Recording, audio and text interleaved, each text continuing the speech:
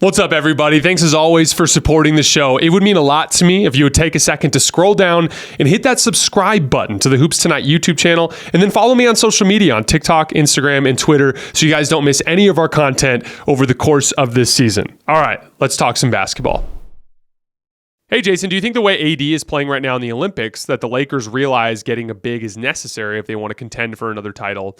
And who can you see the Lakers trading for? This is tricky because what people are referring to, there were some plays, plays in this Australia game where Ant was the low man, where like Bam was up at the level of the screen dealing with like Patty Mills coming off an action, and Ant was like tagging a roller and then closing out to a three-point shooter in the corner. And yeah, it'd be great to have AD as a low man, but it'd be great to have Bam Adebayo too. And that's the thing, is it's probably not going to, if you get a second big to play alongside AD, it's not going to be Bam Adebayo. Most importantly, you got to look at the context of the Lakers roster. They're playing AD next to Bam without LeBron on the floor with Team USA. With the Lakers, I'd love to see an AD at the 4 look that they use throughout the season as just like an innings eater kind of thing.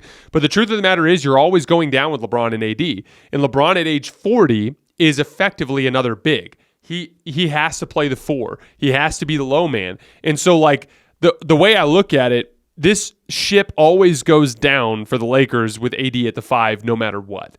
And so while I do think it's worth looking at backup 5s that are an upgrade that could make life easier for AD, I don't think it matters if it's not within the context of what they can actually use at the end of games. And so investing heavy resources in a backup center, I think would be a waste.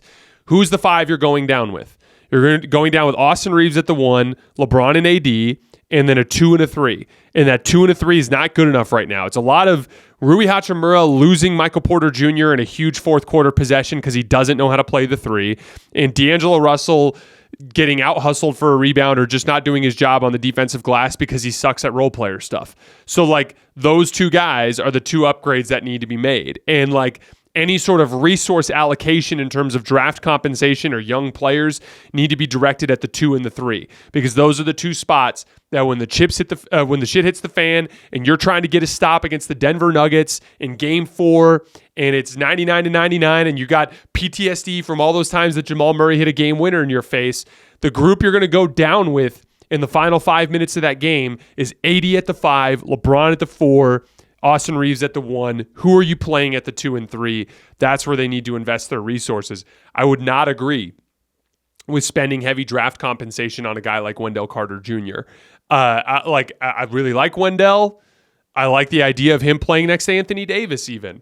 But I don't like it within the context of LeBron playing the 3 because he's 40 years old. And at the 3 right now, you need someone who can navigate screens. The Lakers need LeBron and AD to be 4-5, and they need their 2 and 3 to be athletes that can chase over the top of the screen. It is a must for them in order to achieve their potential offense on the defensive end of the floor. And again, AD looks fantastic, and LeBron's going to be coming out of a Team USA thing, so he's going to be kind of geared up for this season. I'm a believer in the Lakers if they can bolster the 2 and 3. I don't think they're that far off, but I do not believe in their ability to do anything until they address those 2 positional needs. And like when we talk about, I'll just skip ahead to the Laker question. How far can the Lakers get as currently constructed? As currently constructed, they are what you saw last year. They're a team that's good enough to beat anybody except for the real championship contenders. I think the Lakers would have beat a team like Minnesota. I don't think they would have beat Dallas, especially not without Jared Vanderbilt. They were one of those random teams in that matchup group where, like, past the Nuggets, it was like Thunder. Well, the Thunder actually got the 1 seed, but past Denver is my best team in the West. It was like Thunder, Timberwolves, Mavericks, Clippers, Suns, Lakers. Those teams were all on the same tier, in my opinion, and they were all matchup oriented. It just turned out that Minnesota had a really strong matchup advantage against Denver in particular, but Minnesota sucks against rim protection. They got their butts kicked by Dallas. I think they would have gotten their butts kicked by the Lakers. I think it would have been the exact same thing. I think they would have just loaded up the strong side. Anthony Davis would have shut down the paint the same way that Derek Lively and Daniel Gafford did against Anthony Edwards. I think that the same strength advantages that LeBron and Anthony Davis have would have caused the same problems for Minnesota's defense that Luka Doncic did. Like, those teams were all beating each other. But at the same time, we know the Lakers' particular weakness was teams that could really manipulate their spacing and take advantage of the weak side could beat them because of their lack of perimeter defenders. I think Luka would have picked the Lakers apart. I think that would have been an issue, right? Like, had the Lakers run into a playoff series against really quick perimeter teams like the Sacramento Kings, I think the Lakers would have lost that series, right? So, like, right now, the Lakers are capable of beating everybody except for the really good teams, but they're even vulnerable within that matchup tier in the middle of the league.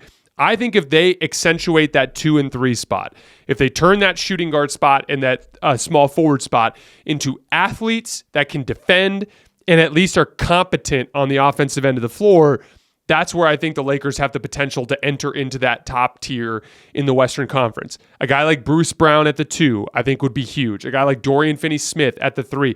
Literally, if they just pulled those 2 moves off. I know Dorian Finney-Smith and Bruce Brown are not necessarily that much better basketball players than D'Lo and Rui Hachimura. It's specifically about the fit. D'Lo and Rui are redundant. D'Lo is redundant with Austin. Rui is redundant with LeBron. Dorian Finney-Smith is a 3, a real 3. Bruce Brown is a 2, a real 2. Those guys, and Bruce Brown needs to be a 2 next to a real skill guard like a Jamal Murray, or in this case, an Austin Reaves. That makes sense. Dorian Finney-Smith, he's not a high-level offensive player, so he needs to capitalize on advantages. He needs to be the 3 next to multiple ball-handling fulcrums. Well, AD, LeBron, and Austin Reaves have you covered there. And so those are the kinds of moves that I think could, like, on the margins, that can move the Lakers into a more serious level of basketball on both ends of the floor. I'm worried about the Lakers doing that because in order to get good basketball players, you have to spend draft compensation. How did the Dallas Mavericks get Daniel Gafford and PJ Washington? Draft compensation. Are the Lakers willing to pay what it costs to get high-level role players that accentuate what their best players do? That's going to be the question we're going to find out the answer to over the course of the rest of this summer. 2 more quick ones and then we'll get out of here. Tatum's shooting percentage and his pull-up jumper efficiency has decreased in each of the last 3 or 4 postseasons, and you've said it's just the peaks and valleys that come with shooting variance, but I think it's what he does in the offseason and all the weight training. Here's the thing. It doesn't really matter how much you lift weights as long as you continue to polish up your shot. There are a lot of really buff guys around the league that can shoot. That to me is a cop-out. I mean, Desmond Bane literally looks like a cartoon character with how big his arms are on his body, and the dude's like just an absolute laser from the three-point line. Like Kawhi Leonard is built like an absolute truck, and he can shoot like crazy, right? So like to me, it's just right now Tatum's going through some stuff with his form. He's got a little bit of a hitch right now. You can tell he's a little bit just generally slumping in terms of his confidence. He airballed a corner 3 in the USA-Australia game today. So like I think he'll get out of it. But right now, the big thing for me is I just see a little bit of a hitch as he's gathering his shot, as he's kind of coming up in front of his chest into a shooting pocket. He's just a little bit hitchy there, and that's the thing he's got to work out. Last question. Do you think Luka can be considered the second best player on the planet after getting exposed for all-time bad defense in the finals? And then he put in parentheses, so bad it's impossible to win with. One thing here. Boston, let's credit Boston in the sense that they are uniquely equipped to punish teams that typically need to hide one of their lesser defensive players.